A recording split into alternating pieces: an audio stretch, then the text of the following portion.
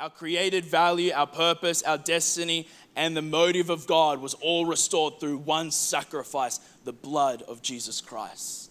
So what's our part in this? We must deny ourselves, which is the yielding of our spirit to Him who lives within us. Friends, we must know the pure gospel. We cannot, I know Heidi was saying this earlier, we always talk about Christians going through stuff. It's funny, it's like you ask someone else, oh, how are you going? Oh, I'm going through stuff, and it's always like this battle. It's always this life of battle. I'm not saying we don't go through stuff. I could give you a book of issues and stuff that I've gone through or we've gone through, and it's stuff that I've seen, stuff that's happened. I could give you a book, but see, the book doesn't determine who I am. See, I can see something for what it is, but live outside of that. See, I can walk in the cool of the day with the Father, free, and understands that situations are happening around me because they're not what I'm walking with the Father. I'm not walking with them.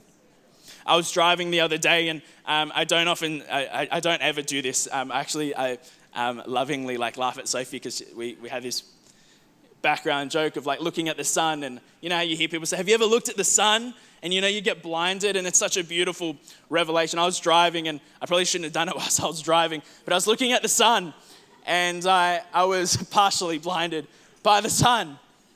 And the thing is, when you look at light, and I got all this beautiful spotlights on me, and I can look at the spotlight, and if I look for long enough, I look around, and there's just a spotlight in my vision everywhere I look. Much like the Lord. When He is the only thing that we behold, everything else is blinded. Everything else bows to Christ in you. Everything else. It's all about Jesus. It's all about Him, His life lived.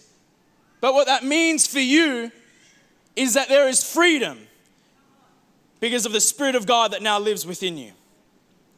So friends, my prayer for you this morning is that you leave today free from you. Free from your boss.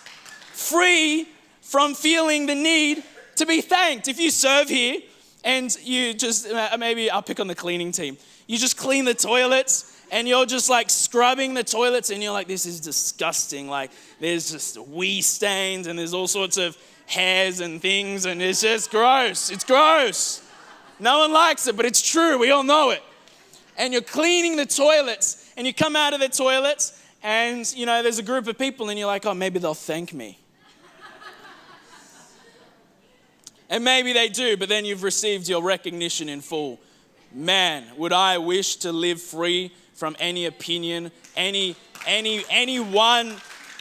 Friends, I can tell you this, to be free is to not be bound by the opinions of those around you, but to be bound to Him. We're called to be bondservants to the Lord. Bondservant really is to mean to be a slave. So I don't speak, and I'm going to read the scriptures soon. I don't speak to say we're called to be free and we're just free and we're willy-nilly. No, we're called to be free, but a bondservant and a willing slave unto the King, unto God. So in all and through all, I live a life worthy of the call. I live a life where I lay down my life. People look at love and they go, well, they don't love me back. I said I love you. They didn't say love you back. It just sounds like we created this culture of love as if love's for you. No, love is selfless. Love keeps no record of wrong. Love gives. Love lays down its life. See, if I were to say I love you to get something, I really love you for my sake, and that's not really love. That's I like you and I'm going to put of on the end of it. I like you, but I don't love you. Because I loved you, I'd lay down my life. If I loved you and you needed, you were unwell, I'd go out of my way to go make sure you get groceries. If you're unwell, I'm going to go out of my way to go, hey, how can I make your life easier? How can I serve you? How can I best love on you? What love lays down its life. And man, please hear my heart. I genuinely do love you, And if the shoe fits and you're offended by what I'm saying, and you're like, just last week or just yesterday, you were saying I love you to your spouse or I love you to the kids, and it was simply to get your way, allow the Lord to convict you and just walk away from it and go, duh, that's not who I am.